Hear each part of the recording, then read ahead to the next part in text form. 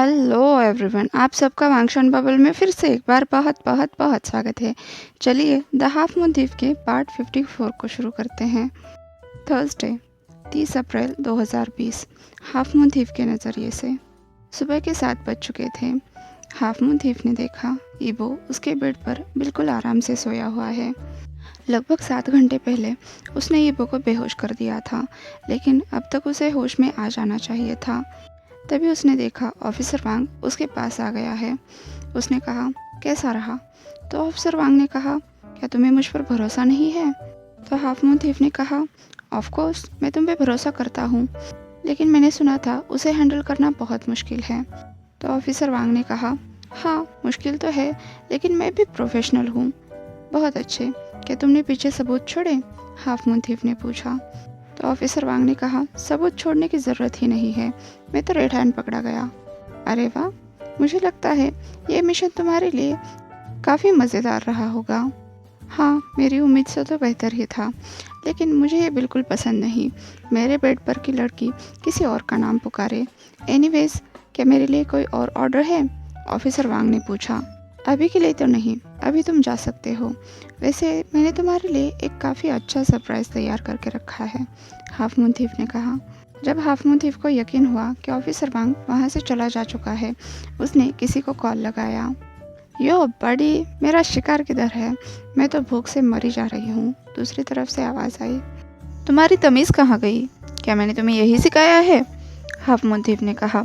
तो दूसरी तरफ से हंसने की आवाज़ आई, क्या मुझे जवाब देने की ज़रूरत है? उस लड़की ने कहा, वैसे सब कुछ तुम्हारे प्लान के हिसाब से ही हुआ ना? हाफ मून थीफ ने कहा, अभी नहीं कह सकते, देखते हैं आगे क्या होता है। अरे कोई नहीं, तुम सबसे होशियार बंदे हो जिन्हें मैं अब तक जानती हूँ, इसलिए सब कुछ ठीक ही होगा। पहले ये बताओ, मेरा शिकार निकला या नहीं? मैं कब से बन ठन के बैठी हूँ यार, उस लड़की ने कहा। तो हाफ मून थीफ ने कहा, बदमाश, देखो मैंने उसे भेज दिया है, जल्दी ही वो तुम्हारे पास आ जाएगा। अब फ़ोन रखो। सच में? वो सच में आ रहा है? ये हुई ना बात, फिक्र मत करो, तुम्हारे दोस्त को मैं बिल्कुल राजा बना के रखूँगी। कॉल कटने के बाद हाफ मून थीफ सोचने लगा, उसने प्रॉमिस करके कोई गलती तो नहीं की, पर इस प्रॉमिस के बिना वो काम करने को तैयार ही नहीं थी, और उसके बिना उसका प्लान भी काम नहीं करता। उसने जब से प्यार को जाना है, तब से ही वो ज़ो चेंग से प्यार करती है।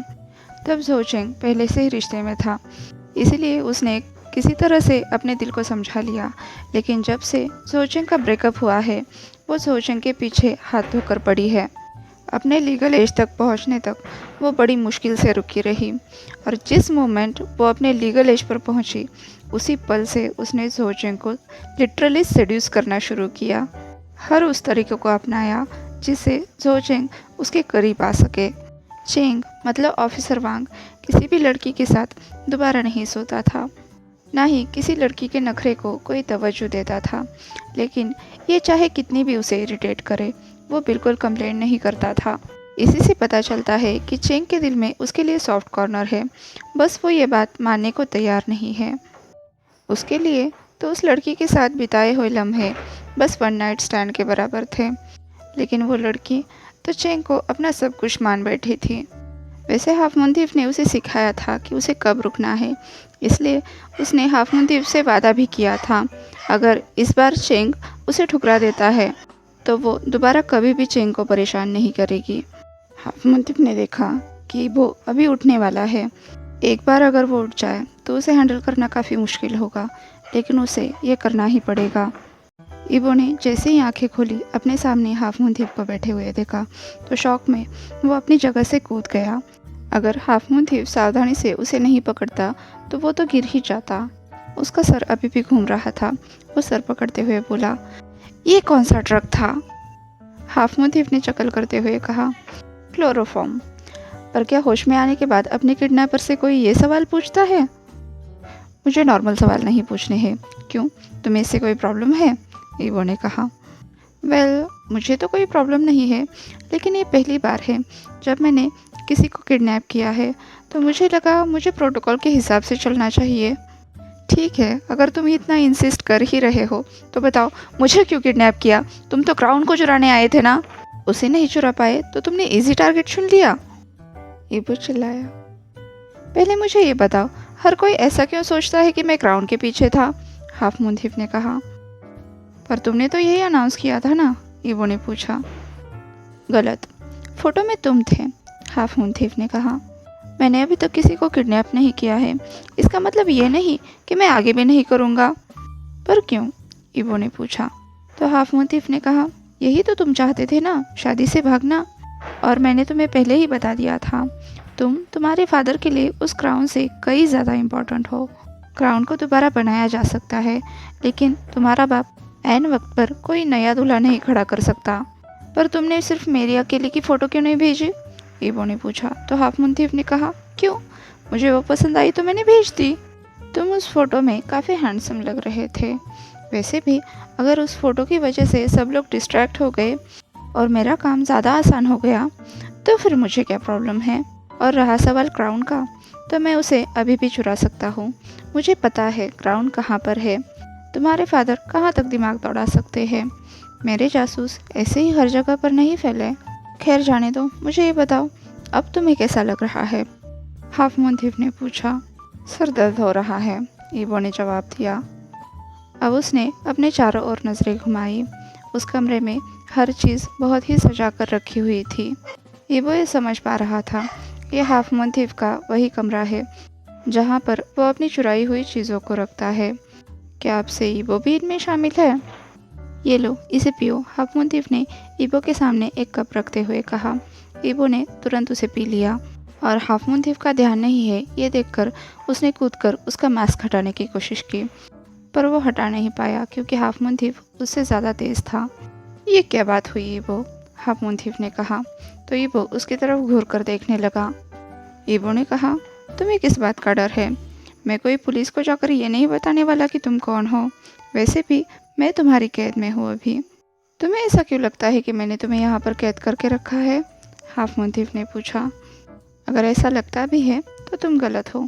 तुम जब चाहे यहाँ से बाहर निकल सकते हो, पर मेरे ख्याल से तुम खुद ही नहीं निकलना चाहोगे। अगर तुम बाहर निकले तो तुम्हें उस लड़के से शादी करनी पड़ेगी, और मैं खुद भी नहीं चाहता कि तुम मुझे छोड़कर जाओ, ईबो ने अपनी भुएं उठाते हुए कहा। क्यों? क्योंकि मैं तुमसे प्यार करता हूँ, हाफ मून थीफ ने जवाब दिया। ईबो का मुंह खुला का खुला रह गया।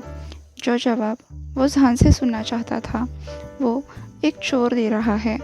इससे तो उसके दिमाग में और भी ज़्यादा कन्फ्यूजन बढ़ गया। उसने कहा, कैसे? हम तो बस 3 बार ही मिले हैं, फिर तुम मुझसे प्यार कैसे कर सकते हो? ये सच नहीं है ईबो, हम दोनों एक दूसरे को बहुत अच्छे से जानते हैं, हाफ मून थीफ ने कहा। अब उसने धीरे से अपना हाथ उठाकर अपना मास्क नीचे उतारा। ईबो अब उसके चेहरे की तरफ देखने से डर रहा था। उसे ऐसा लग रहा था अगर उसे एक बार पता चल गया कि हाफ मून थीफ कौन है तो बहुत कुछ बदल जाएगा। पर जैसे ही मास्क हटा, ईबो की आंखें खुली की खुली रह गई। हाँ, वो बहुत बड़े शौक में था और उसे शौक में होने का हक भी था। वो तुरंत पीछे हट गया। वो बहुत ज़्यादा गुस्से में था। हाफ मून थीफ उसे समझाना चाहता था, लेकिन वो कुछ भी नहीं बोल पाया। ये बात सच है कि हाफ मून थीफ ने ईबो को ईफे से शादी करने से बचाया था, लेकिन फिर भी वो गुस्सा था। क्यों? क्योंकि हाफ मून थीफ ने उसका इस्तेमाल किया था। उसके फीलिंग्स के साथ वो खेला था। हाफ मून थीफ उसके पास आने की कोशिश कर रहा था, लेकिन ईबो अभी इसी वक्त यहाँ से दूर जाना चाहता था। उसे नहीं पता था कि उसे कहाँ जाना है, बस उसे यहाँ से दूर जाना था, हाफ मून थीफ से दूर जाना था। लेकिन वहाँ पर काफ़ी सारे शेल्फ थे, जिस वजह से ईबो को कुछ भी नहीं सूझ रहा था। इससे पहले कि ईबो कुछ सोच पाए, हाफ मून थीफ ने उसकी कलाई पकड़ी। उसे अपनी तरफ टर्न करते हुए वो बोला, मेरी बात सुनो ईबो। क्या सुनूं? ईबो ने कहा, यही कि तुमने मेरा इस्तेमाल किया। जैसे चाहे वैसे मेरे साथ खेलते रहे, मेरे फीलिंग्स के साथ खेलते रहे। क्या अभी भी कुछ बताने को बाकी रह गया है? बोलो झानका, क्या ये सब करके तुम्हें बहुत मज़ा आया? चिल्लाते हुए ईबो अपना हाथ छुड़ाने की कोशिश कर रहा था, लेकिन जान उसे बिल्कुल नहीं छोड़ने वाला था। उल्टा उसने ईबो को खींचकर अपनी बाहों में लिया। ईबो उसके चेस्ट पर जाकर टकराया और हाफ मून थीफ नीचे बेड पर गिर गया। पलक झपकते ही वो ईबो को नीचे करके उसके ऊपर आ गया और ईबो को अपनी बाहों में कैद कर लिया। खुद को छुड़ाने की ईबो की सारी कोशिशें धरी की धरी रह गई। आई लव यू ईबो, जान ने फिर से एक बार कहा तो ईबो हिलना डुलना बंद करके ज़ोर ज़ोर से हंसने लगा। क्या ये कोई मजाक चल रहा है जानगा? ईबो चिल्लाया। मैंने इतनी बार कन्फेस किया लेकिन तुमने एक भी बार मेरा जवाब नहीं दिया और आज तुम कह रहे हो कि तुम मुझसे प्यार करते हो क्योंकि मैं गुस्सा हूँ? हाफ मून थीफ ने कहा। ईबो सुनो, मैं जानता था कि तुम मेरे जवाब का इंतज़ार कर रहे हो। यहाँ तक कि हावशान भी मुझसे बार बार कह रहा था कि मुझे तुम्हें जवाब देना चाहिए, लेकिन फिर भी मैं इंतज़ार कर रहा था तुम्हारी शादी टूटने का। अब इसके पीछे क्या लॉजिक है? ईबो ने खिसियाते हुए कहा। तो जान ने जवाब दिया, ईबो अगर मेरा प्लान सक्सेसफुल नहीं होता और मैं तुम्हें अपने साथ नहीं रख पाता तो शायद तुम्हारी नज़रों में मैं एक धोखेबाज रहता जिसे भूलने में तुम्हें आसानी होती। मैं नहीं चाहता था तुम पूरी ज़िंदगी इस बात के गिल्ट में रहो कि तुम्हें अपने प्यार के साथ रहने का मौका नहीं मिल रहा है।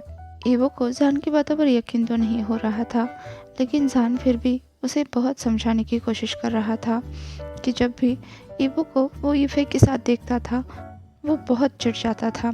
हर वक्त ईबो को बस अपने पास रखना चाहता था, अपने लिए रखना चाहता था। चाहे वो अपने दिल का हाल लफ्ज़ों में बयान ना करे, लेकिन उसकी हरकतें चिल्ला चिल्ला कर कह रही थी कि वो ईबो से कितना प्यार करता है। यहाँ तक कि उसने ईबो को कई बार किस किया। वो ईबो से कह रहा था, क्या तुम्हें लगता है मैं हर किसी को किस करता रहता हूँ? तुम एक प्ले बॉय थे जानका, ईबो ने कहा। तुम्हारे मुझसे पहले भी कई सारे पार्टनर्स रह चुके हैं। अगर तुम ये जानना चाहते हो कि क्या मुझे तुम्हारी जेलसी नज़र नहीं आई, तो हाँ आई, पर उसके लिए मुझे बार बार किस करते रहना ये कोई हल नहीं था। तुम्हें किसिंग पसंद है, यहाँ तक कि तुमने मुझे मेरे भाई के घर पर भी किस किया था। पर तुमने ऐसा क्यों किया था? ईबो चिल्लाया। क्या तुम मेरा मजाक बनाना चाहते थे, मेरी फीलिंग्स का मजाक बनाना चाहते थे, या फिर मेरे साथ मज़े करना चाहते थे? जान ने कहा। मुझे कैसे पता होगा कि तुम्हें चाय पसंद नहीं थी? मेरे ख्याल से तो तुम्हें सोए हुए होना चाहिए था ना, लेकिन तुम ऐसे अचानक से मेरे सामने आ गए, वो भी शर्टलेस। तुम्हें पता भी है तुम कितने हॉट लग रहे थे।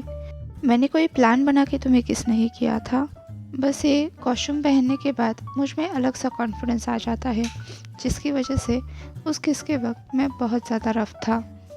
ईबो ने कहा, तुम तो कितने सारे लोगों के साथ सोए हो, खासकर हाफ मून थीफ बन के। वो लोग तुम्हें कुछ भी मांगते हैं और तुम दे देते हो, यहाँ तक कि अपनी बॉडी भी। पर तुम्हारे साथ होने के बाद नहीं, जब से तुम मेरी ज़िंदगी में आए हो, मैं बस एक ही लड़की के साथ गया था, वहाँ भी मुझे बस तुम्हारी याद आ रही थी। जान ने कहा, ईबो मुझे पता है मैंने तुम्हारा दिल दुखाया है, लेकिन ये बात बिल्कुल सच है कि मैं तुमसे बहुत प्यार करता हूँ और मैं अपने प्यार को बिल्कुल भी नहीं जाने देने वाला। ये ना सही, लेकिन किसी और तरीके से मैं इस शादी को ज़रूर रोक लेता, क्योंकि तुम सिर्फ मेरे हो। ईबो जान की आंखों में देख रहा था। उसकी बातों की सच्चाई उसे समझ आ रही थी। उसे खुद ऐसा लग रहा था कि वो बेवकूफ़ बन चुका है। क्या उसे जान पर भरोसा करना चाहिए? जान ने कहा, ईबो तुम्हें क्या लगता है मैं अपने हर विक्टिम के पीछे ऐसे ही भागता रहता हूँ उसकी विश पूरी करने के लिए? वो तो बस तुम थे। मैं जानता था तुम्हारी विश क्या है, फिर भी मैं तुम्हारे मुंह से सुनना चाहता था। शायद मैं इस बात को कंफर्म करना चाहता था कि मैं तुम्हारे और ईफे के बीच में नहीं आ रहा हूँ। जब भी तुम मेरे सामने होते थे, मुझे बस तुम्हें किस करने का दिल करता था, तुम पर टूट पड़ने का दिल करता था, लेकिन फिर भी मैंने अपने आप को संभाला। मुझे माफ़ कर दो, क्योंकि कहीं ना कहीं मेरी हरकतों की वजह से तुम्हें ऐसा फील होने लगा कि मैंने तुम्हें इस्तेमाल किया। जान ईवो के चेहरे को अपने हाथ में लेते हुए उसे बहुत प्यार से समझा रहा था। ईवो का दिल कह रहा था कि उसे जान की बातों पर यकीन करना चाहिए।